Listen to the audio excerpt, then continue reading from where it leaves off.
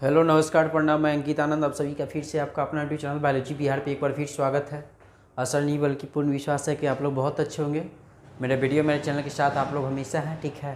तो चलिए बहुत कम समय लेते हुए अपने टॉपिक पे बात करते हैं। और आज का जो हमारा टॉपिक होगा एक रिप्रोडक्शन का एक अलग सा दुनिया, एक अलग सा पार्ट जिसका नाम है मादा जननांग। कौन जननांग भाई? मादा जननांग। बस वीडियो को लास्ट तक देखिए, एक एक बात समझ में आएगी। चलिए, तो इस बात को समझने से पहले एक बात समझिए कि जननांग होता क्या है, ठीक है ना। जननांग क्या होता है?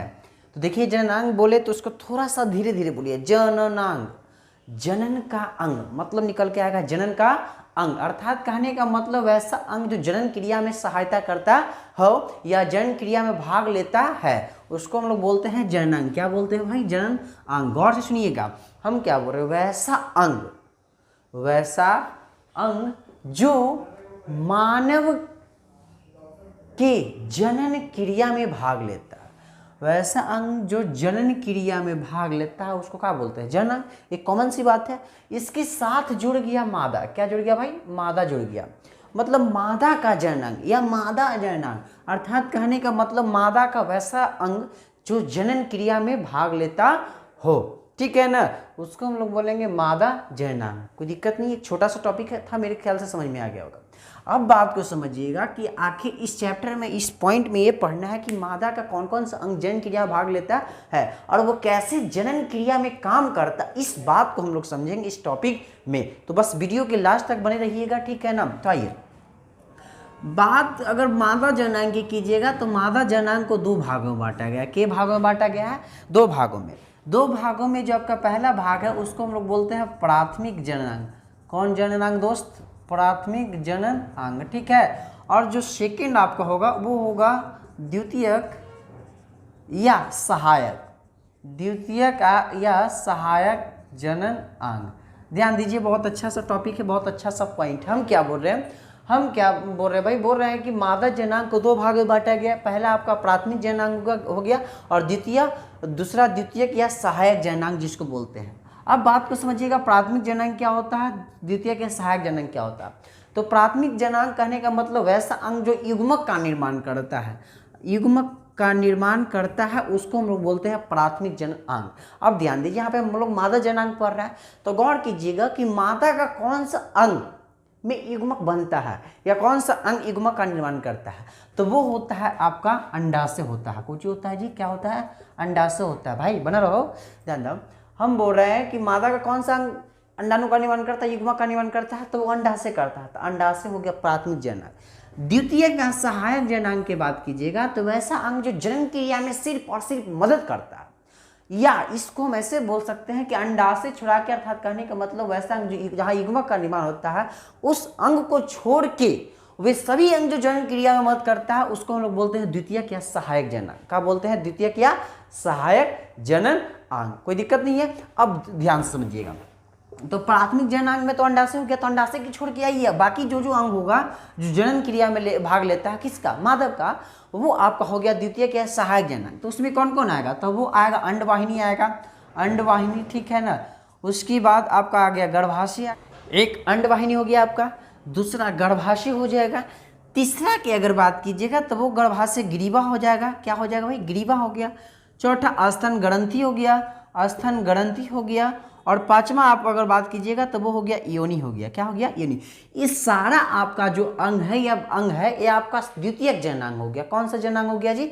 द्वितीयक जननांग। कोई दिक्कत नहीं है। ये प्राथमिक जननांग, अंडाशय, द्वितीयक जननांग हम बोल रहे हैं या सहायक जननांग बोल रहे हैं, तो अंडवाहिनी, गर्भाशय, ग्रीवा, स्तन ग्रंथि, योनि, ये सब में क्या बोलता है? मादा जननांग का निर्माण नहीं, सॉरी, मादा युग्मक का निर्माण नहीं होता है, लेकिन सब जो अंग हुआ वो आपका जनन क्रिया में मदद करता है, इसीलिए इसको हम लोग बोलते हैं सहायक जननांग। कोई दिक्कत नहीं, कोई प्रॉब्लम नहीं। तो आइए इस एक फिगर के माध्यम से हम लोग देख लेते हैं कि ये सारा अंग कहाँ कहाँ होता है मादा के अंदर। कोई दिक्कत नहीं है, आगे बढ़ते हैं, ठीक है। बहुत बड़ा हार्ड नहीं है, बस छोटा सा फिगर है। क्या करना है कि सबसे पहले आपको एक उलट के एक त्रिभुज बनाना है, उलट के एगो त्रिभुज बनाना है। क्या करना है देखिए गौर से, बड़ा ध्यान दो। उलट के एक त्रिभुज बनाना है, तीनों मुंह को आपस में जोड़ देना है जी। इसको आप ऐसे मिलाइए, ठीक है।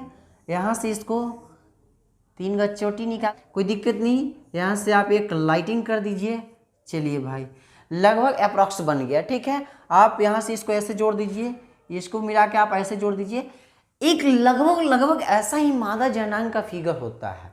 देखिए, हम किसी एक अंक का नाम नहीं ले रहे, हम बोल रहे पूरा पूरा जो आपका भाग हो गया, ये पूरा आपका मादा जननांग, कोई दिक्कत नहीं। अब इसमें देखेंगे कि कौन कौन अंग कहाँ कहाँ होता है।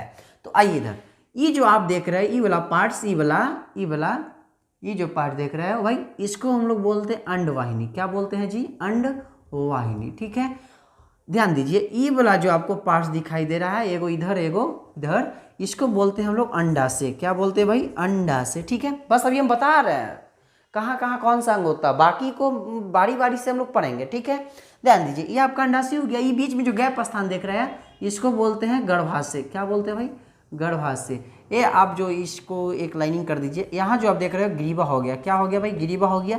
और ये जो भाग आपका हो गया योनि हो गया, ठीक है। और स्तन ग्रंथि यहाँ पे नहीं होता, स्तन ग्रंथि ऊपर में होता है, ठीक है। तो उसको भी रोक देते हैं। तो इतना सारा पार्ट्स यहाँ होता है। अब हम लोग एक एक पार्ट्स में अंदर जा के देखेंगे कि होता क्या है, वो काम कैसे करता है, उसके अंदर कौन सा कौन अंग होता है, किसके किसके मिलने से वो बना है, इस बात को हम लोग बात करेंगे। तो आप इसको एक बार वर्ड्स देख लीजिए कहाँ कहाँ कौन होता है। तो एक नली के समान होता है जिसको अंडवाहिनी बोलते हैं। यहाँ पे अंडवाहिनी के बस जस्ट बगल में अंडाशय होता है, गैप स्थान होता है, बीच में गर्भाशय, गर्भाशय के अंदर ही एक दीवार की संरचना होता है जिसको ग्रीवा, और नीचे एक छिद्र के रूप में खुलता है, उसको बोलते हैं योनि। क्या बोलते हैं भाई? योनि। तो ये आपका पूरा मादा जननांग हो गया, इसमें कोई दिक्कत नहीं है। आगे बढ़े, चलिए आगे बढ़ते हैं हम। तो देखिए, एक थोड़ा सा हम एक छोटा सा फिगर बना रहा है, इस फिगर के माध्यम से हम लोग समझते रहेंगे बात को, ठीक है ना। आप पीडीएफ के लिए जाइए, टेलीग्राम ग्रुप ज्वाइन कीजिए, वहाँ आपसे आप पीडीएफ डाउनलोड करके पढ़ाई कीजिए मन से, ठीक है। तो ध्यान दीजिए, ये वाला जो पार्ट्स, ये वाला हम इस पे शुरू करते हैं, ठीक है ना। तो ये जो पार्ट्स है भाई, इसको बोलते हैं अंडवाहिनी। क्या बोलते हैं जी? अंडवाहिनी, अंडवाहिनी। ध्यान दीजिए, एक बारे में दो चार बात पहले जानिए। अंडवाहिनी, अंडवाहिनी जो होता है, एक तो पहली बात की सहायक जननांग हो गया। कौन अंग जननांग हो गया भाई? सहायक जननांग। एक बोले तो कोई दुख दर्द नहीं होना चाहिए मेरे ख्याल से, ठीक है ना। अंडवाहिनी एक सहायक जननांग, कोई दिक्कत नहीं। दूसरी बात, एक नली के समान संरचना होता है। क्या होता है भाई? नली के समान संरचना होता है, नली के समान संरचना होता है, कोई दिक्कत नहीं। एक नली के ही समान संरचना होता है, कौन? अंडवाहिनी। कौन होता है? अंडवाहिनी। यहाँ तक कोई दिक्कत क्लियर है? चलिए आगे बढ़िए, दूसरी की बात कहिएगा। तो अंडवाहिनी जो होता है भाई, ये वाला इसकी लंबाई लगभग 12 सेंटीमीटर तक होता है। कितना होता है जी? लगभग अप्रॉक्स 12 सेंटीमीटर तक इसकी लंबाई होता है। किसका? अंडवाहिनी का, ठीक है ना। ध्यान दीजिए, अंडवाहिनी को फॉलोपियन ट्यूब भी कहा जाता है, फॉलोपियन ट्यूब भी कहा जाता है, ठीक है ना। इंग्लिश में इसको फॉलोपियन ट्यूब भी बोलते हैं, या कहीं भी हिंदी में लिख देगा फॉलोपियन ट्यूब, ठीक है, या फॉलिकल नलिका। तो आप लोग दिक्कत नहीं लीजिए, कोई टेंशन नहीं लीजिएगा, कोई दुख दर्द नहीं होना चाहिए, ठीक है ना। पांचवी बात पे अगर आइएगा, तो वो जो होता है, तो ध्यान दीजिए, एगो इधर होता है, एगो इधर होता है। तो ध्यान, ये बड़ा पॉइंट भी है। ऑब्जेक्टिव में कई बार पूछ देता है कि एक मादा जननांग में अंडवाहिनी की संख्या कितना होता है। ऑप्शन में रहेगा एक जोड़ा, ठीक है ना। तो याद रखिएगा, एक जोड़ी अंडवाहिनी की संख्या होता है एक मादा जननांग में, या प्रत्येक मादा जननांग में एक जोड़ी अंडवाहिनी की संख्या होता है। कोई दिक्कत? ध्यान दो भाई, इस सारा बात याद करना, इस सारा कहीं दूसरा से ऊपर से हम टपका नहीं रहे, बस फिगर के अनुसार बता रहे हैं। हम बता रहे सहायक जननांग काहे गया युग्मक नहीं बनता है, तो कॉमन सी बात है, सहायक जननांग हो गया या द्वितीयक जननांग हो गया, कोई दिक्कत नहीं। दूसरी बात, एक नली के समान संरचना होता है, ऐसे भी देखने से तुमको पता चल रहा होगा, एक नली के समान संरचना होता है। तीसरी, अगर इसका लंबाई पूछ दे तो लंबाई लगभग अप्रॉक्स 12 सेंटीमीटर तक होता है, कोई दिक्कत नहीं। आगे ये, इसको कभी कभी फॉलोपियन ट्यूब भी कहा जाता है, कभी कभी क्या फॉलोपियन ट्यूब कहा ही जाता है, ठीक है, इस बात को याद रख लीजिए। दूसरी बात, इसकी जो संख्या होता है, प्रत्येक मादा जननांग में एक जोड़ा होता है। क्या होता है? एक जोड़ा। अब एक बात समझने वाली, ध्यान दो, मारा वो चुट्टा खाइए फेंक दो, ध्यान दो।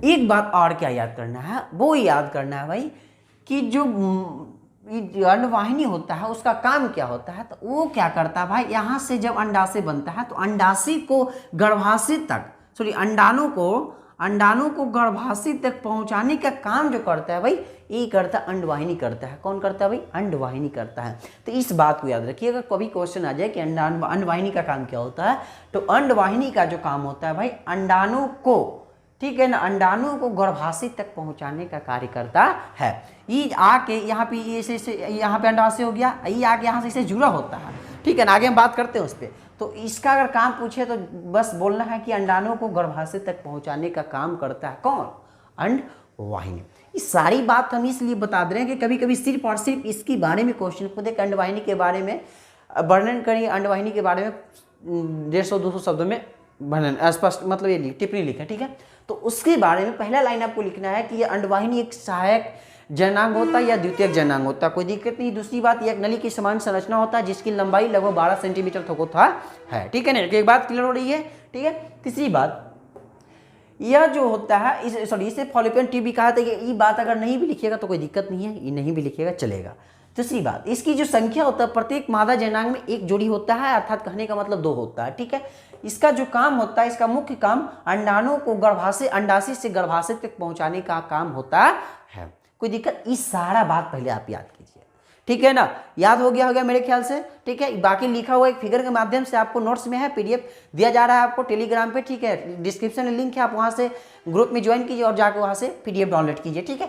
अब बात को गौर कीजिए, अब सिर्फ हम इस भाग को देखेंगे, इस भाग को कहने का मतलब अंडवाहिनी को बारीकी से देखेंगे। तो अंडवाहिनी के अंदर क्या होता है उस बात पे आइए, ठीक है, ध्यान दीजिए। अगर मान लिया जाए कि अंडवाहिनी एक नली के समान संरचना होता है, कैसा होता है, बात कर रहे हैं, अंडवाहिनी एक नली के समान संरचना होता है, तो अंडवाहिनी में कई भाग होता है, अंडवाहिनी में कई भाग होता है, जिसमें कौन कौन भाग होता है उस बात पे ही है।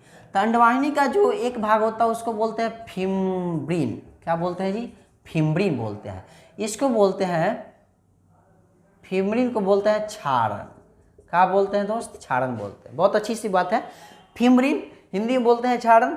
दूसरा आपका आ जाएगा भाई सक्रिय पद, ध्यान दीजिए भाई, एक अगर सिर्फ और सिर्फ अंडवाहिनी को गौर से देखिएगा, जूम करके देखिएगा, ठीक है ना, इसको एकदम जूम कीजिएगा तो इसमें 4 भाग दिखाई देगा, 4 भाग दिखाई देगा। वो 4 भाग कौन कौन होता है, तो एक फिम्ब्रीन होता है, इन्फेंडिकुलम होता है, और तीसरा भाग एम्पुला होता है, और चौथा भाग जो आपका होता है इस्थमस होता है। कोई दिक्कत नहीं, ये जो चारों देख रहे हैं इंग्लिश वर्ड है, फिम्ब्रीन, एन्फेंडिकुलम, एम्पुला, इस्थमस। नाम टेढ़ा इसलिए मुंह टेढ़ा करके बोलो, एकदम मुंह टेढ़ा करके बोलेगा बोला जाएगा। पहला फिम्ब्रीन, दूसरा इन्फेंडिकुलम, तीसरा एम्पुला और चौथा इस्थमस। बोलो ना बैक टू बैक, ध्यान दीजिए। अब इंग्लिश हम इसलिए बता दे रहे हैं इसका क्योंकि बहुत कम चांस होता है कि हिंदी देता है, ठीक है ना, इस हर जगह हिंदी में इंग्लिश भी लिख देगा, तो इस दोनों बात को याद करना है। हिंदी भी लिख दिया है, फिम्ब्रीन का हिंदी क्षारण होता है, इन्फेंडिकुलम मतलब कीपक, एम्पुला मतलब कुंडिका, इस्थमस मतलब सक्रिय पथ। कोई दिक्कत नहीं, इस बात को समझ लीजिए। चारों पार्ट्स कहाँ होता है, तो एक चारों पार्ट जो होता है आपका अंडवाहिनी के अंदर होता है। कोई दिक्कत, तो आज भर इतना ही पढ़ रहे हैं हम लोग, ठीक है ना। फिर मिलेंगे अगले वीडियो के साथ। अगर वीडियो अच्छा लगता है तो प्लीज़ लाइक कीजिए, कमेंट कीजिए, शेयर कीजिए, ज़बरदस्त ज़्यादा से ज़्यादा शेयर कीजिए। अगर चैनल पे नए हैं तो प्लीज़ चैनल को सब्सक्राइब कीजिए, और ये आपका काम है भाई, आप लोग कीजिए, और आशा नहीं बल्कि पूर्ण विश्वास है कि आप लोग ऐसा करते होंगे, ठीक है। Okay, bye.